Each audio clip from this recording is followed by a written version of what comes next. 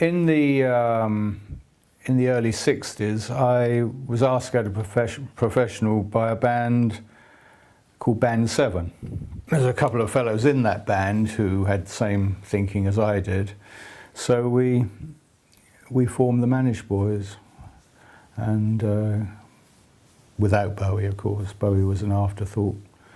And we had a contract with Dick James, which was Northern Songs, and we went to see Dick James, and he lined us all up against the wall, and he said, "Look, you lot," he said, "one thing, no booze and no girls." He said, "I won't tolerate it." So he said, "No, you can go and see Leslie Conn." So Leslie Conn was a manager in another office, and he was a real character. And he said, "I've got a great thing lined up for you." He said, "I'm glad I've met you all." He said, "Because I've got a singer who's ideal for you. His name's Davy Jones." So he said, "No more singers." We all sang ourselves. You see, I started out as a singer, actually. And he said, "Well, he's made a record, and he's very, very good. Plays the saxophone. You got saxes in the band. You know, I'll come down with him at the weekend and you can give him a trial." So we did.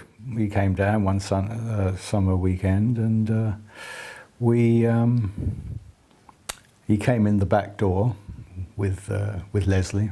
Davey came in back door with Leslie, and that was it, really. We thought, "Oh wow, you know, he long hair down here and buckskin and everything." We thought, "Oh yeah, he's great, yeah, he'd do."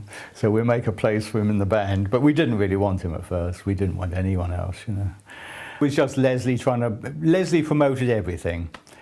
If it was cold tea, he'd promote it, you know. He was an habitual promoter. Anything that was going and anything he could wheel and deal with. He introduced himself right from the start as Con by name, Con by nature. And that's how he introduced himself. And he said, "And I'll show you what I mean." And this was a time when parking meters had just come in about 3 or 4 weeks. And up until then, he parked his Jaguar on the pavement in Oxford Street, New Oxford Street, outside the building, Dick James. And of course, when the parking meters came in, he got a ticket every day. So, and sometimes 5, 6 times a day.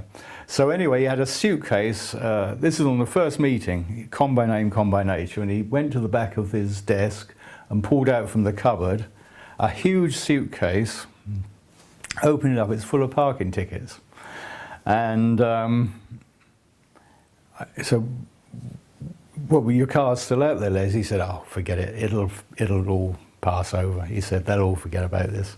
So anyway, when I saw Les 40 odd years later, I said, "Whatever happened to those parking tickets, Les?" He said, "I had to pay them, I suppose."